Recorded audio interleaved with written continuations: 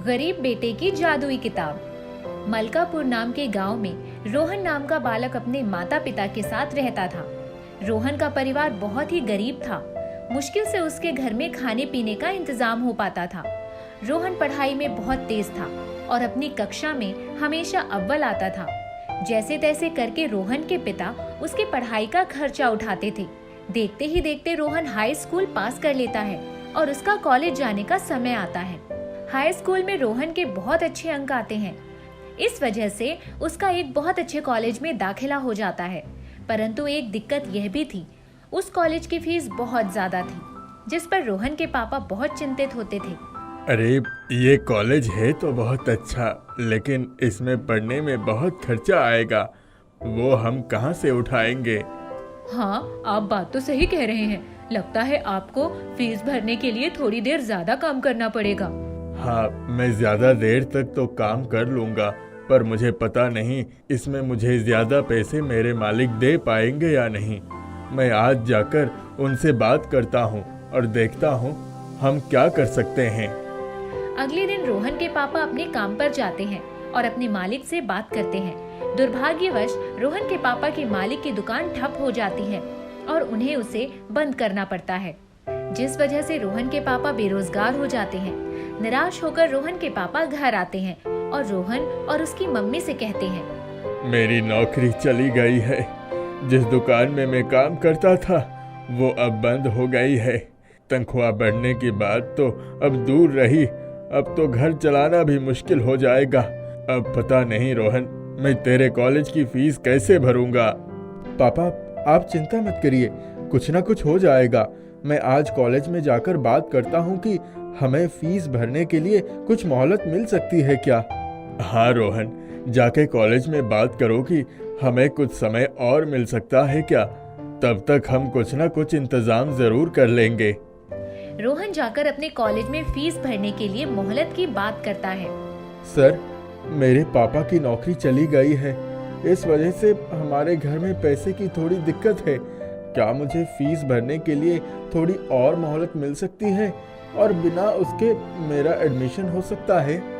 नहीं बेटा, बिना फीस भरे कॉलेज किसी भी छात्र का एडमिशन नहीं कर सकता। मुझे माफ करना, पर इसमें मैं तुम्हारी कोई मदद नहीं कर पाऊंगा। यह सुनकर रोहन निराश होकर अपने घर आता है और यह खबर अपने माता पिता को सुनाता है।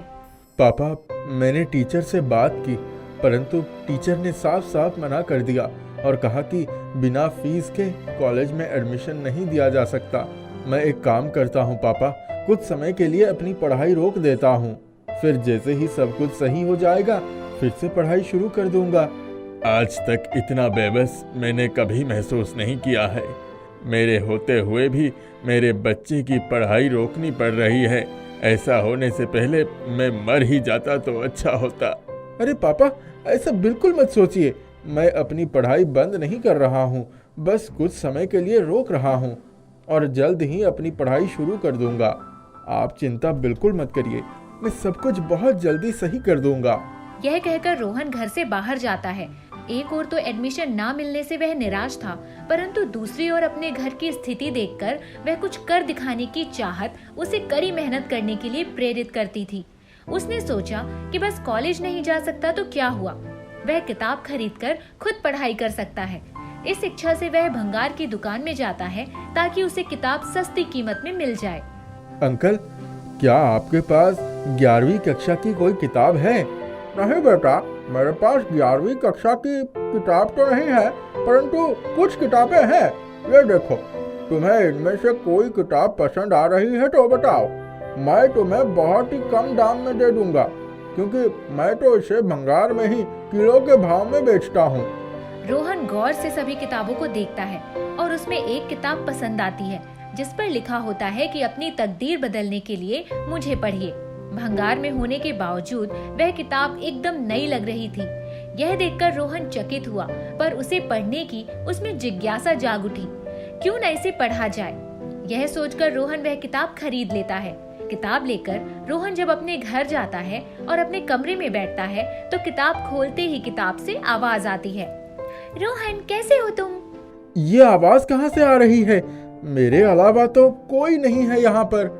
डरो मत रोहन, मैं बोल रही हूँ। ये किताब, मैं कोई मामूली किताब नहीं हूँ, बल्कि एक जादुई किताब हूँ और कई 100 सालों से लोगों की मदद करती आ रही हूँ। अब मैं तुम्हारे पास हूँ तो मैं तुम्हारी मदद भी अवश्य करूँगी। पर तुम मेरी क्या मदद कर सकती हो? मैं इतना दुर्भाग्यशाली हूँ कि पैसे की वजह से कॉलेज भी नहीं जा पाया और मेरी पढ़ाई बीच में रुक गई। अब बिना पढ़ाई के मुझे कोई अच्छी नौकरी नहीं मिलेगी और मैं भी अपने पिता के जैसे गरीब रह जाऊंगा। तुम्हें किसने कहा कि जो पढ़े लिखे होते हैं वही अमीर बन सकते हैं? पैसा कमाने के लिए जरूरी नहीं कि हमारे पास ग्रेजुएशन की डिग्री हो। दुनिया के बहुत सारे अमीर लोग तुम्हारे जितना ही पढ़े हैं। मैं यह नहीं कह रही कि पढ़ाई का कोई महत्व नहीं है, पर मैं बस यही कहना चाह रही हूँ कि बिना पढ़ाई के भी अमीर बनना संभव है। बस हम मेहनत, लगन और चाहत से काम करें तो सब संभव है। मैंने बहुत से लोगों की मदद की है जिससे वे बहुत अमीर हुए हैं।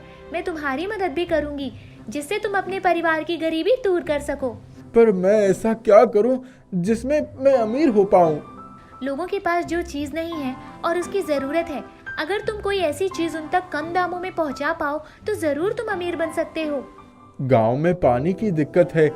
एक ही नदी है और उसी में सबको दूर दूर से पानी लेने जाना पड़ता है। दूसरी दिक्कत है बिजली की और तीसरी दिक्कत है कि जरूरी सामान लेने के लिए हमें शहर जाना पड़ता है। इस दिक्कत में ही पैसा कमाने और लोगों का भला करने का अवसर छुपा है। अगर तुम पानी की दिक्कत का हल ढूंढना चाहोगे तो धूम नदी के पानी को घर घर पहुंचाने के लिए पाइपलाइन का विचार कर सकते हो या फिर हैंडपंप का काम शुरू कर सकते हो।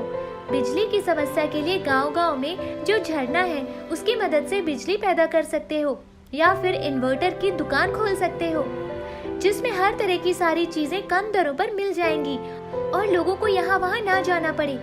यह बात लोगों के बाकी जरूरत की चीजों के लिए भी हम कर सकते हैं। यहाँ पर उनकी दुकान डाल सकते हैं। आपकी बात तो सही है, परंतु ये सब करने के लिए तो काफी पैसे लगेंगे। वो मैं कैसे लाऊंगा? इस सवाल का जवाब बहुत सरल है। मेहनत करके। तुम्हें जो भी नौकरी मिल रही है उसे ले लो और मेहनत करके पाई पाई बचाकर इन सब में से कोई व्यापार शुरू कर दो। एक व्यापार से जो मुनाफा आने लगे उसे धीरे धीरे करके दूसरे व्यापार पर लगाओ। लोगों को नौकरी पर रखो और अपना पूरा ध्यान अपने व्यापार को बढ़ाने में रखो। यह सुनने में जितना आसान लगता है उतना ही नहीं है, लेकिन अगर इंसान ठान ले तो मुश्किल जैसा कोई शब्द नहीं। जादुई किताब की बात सुनकर रोहन मेहनत करने लगता है। धीरे धीरे करके वह पहले एक व्यापार शुरू करता है, उस व्यापार के मुनाफे से दूसरा व्यापार और धीरे धीरे करके रोहन गांव का सबसे अमीर आदमी बन जाता है। जादुई किताब के सुझाव और राह दिखाने से रोहन न सिर्फ अपना बल्कि अपने पूरे परिवार का भाग्य बदल देता है।